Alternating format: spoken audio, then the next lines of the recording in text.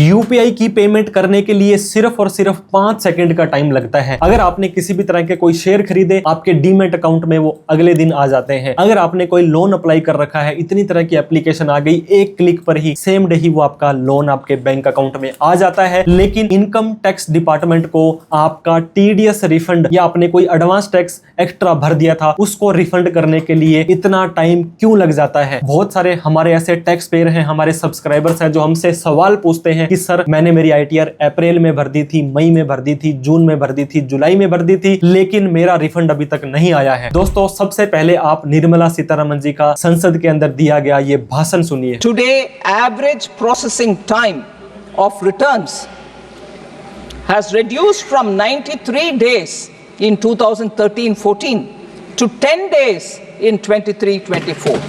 93 days for refund now gets done within 10 days. Average processing time ITR process करने का जो 10 साल पहले 93 डेज हुआ करता था उसको हमने 10 दिन कर दिया है। लेकिन इन 10 दिन के अंदर कौन सी आईटीआर प्रोसेस हो रही है दोस्तों, वो आपको भी पता है और हमें भी पता है। ऐसी सारी की सारी रिटर्न्स जो नील की है, जिनमें 1000, 2000, 5000 रुपए का रिफंड सामने वाले व्यक्ति ने मांगा था, उनको तो आप प्रोसेस करके अपनी पीठ थपथपा रहे हैं। लेकिन सच्चाई कुछ और है। जब आपका 31 मार्च को साल खत्म हो जाता है, अप्रैल और मई 2-2, 3-3 महीने का टाइम आप ले लेते हैं, इनकम टैक्स के फॉर्म्स ही जारी नहीं करते हैं, यूटिलिटी को ही जारी नहीं करते हैं। कोई भी व्यक्ति कमाई करता है तो सरकार बोलती है आप हमारा टैक्स एडवांस में ही दे दो, साल खत्म होने से पहले ही दे दो। नहीं दोगे तो सेक्शन 234B का, 234C का और आईटीआर भी लेट भरते हो तो 234A का, तीनों के अंदर 1% पर मंथ का, यानी कि 36% का ब्याज आपको लगा दिया जाता है। लेकिन अगर आपका रिफंड आना है और रिफंड वो जितना लेट आएगा, आपको सिर्फ 6% का ब्याज दिया जाता है,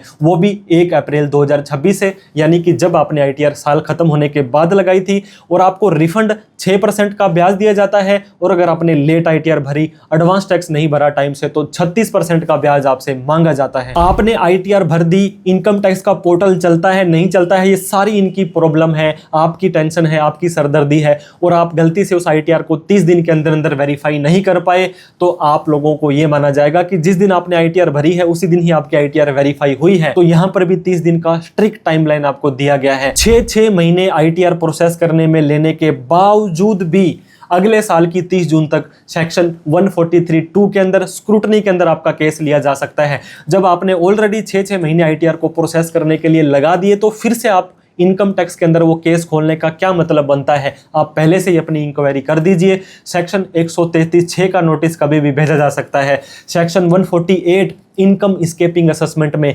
फाइनेंशियल ईयर खत्म होने के 4 साल तक आपको नोटिस भेज के पूछा जा सकता है कि उस टाइम आपने आईटीआर अपनी सही क्यों नहीं भरी थी। तो आपके लिए तो इतना सारा टाइम है, डेडलाइंस है, लेकिन हम लोगों को कोई भी नोटिस भेजते हो तो उसका 7 दिन में, 10 दिन में, 15 दिन में आप लोगों को रिप्लाई टाइमली चाहिए होता है। तो हमने दोस्तों बहुत तरह के ऐसे प्रैक्टिकल केस देखे हैं जो नील की आईटीआर है वो प्रोसेस हो रही है, 1, 2, 5, 10,000 रुपए तक की आईटीआर प्रोसेस हो रही है, लेकिन 15, 20, 25, 50,000 रुपए, 1 लाख रुपए, 2 लाख रुपए का रिफंड अगर आपने मांगा था, चाहे अपनी आईटीआर अप्रैल में भरी, चाहे मई में भरी, 4 महीने से लोग अपनी आईटीआर प्रोसेस होने का वेट कर रहे हैं।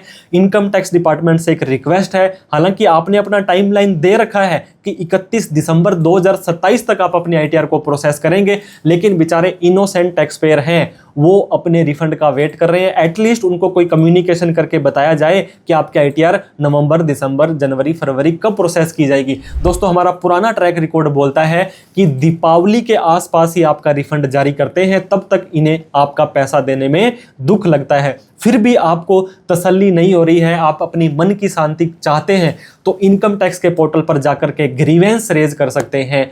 आप दोस्तों ORM वाली एक ईमेल आईडी है, वो आप इनको मेल कर सकते हैं।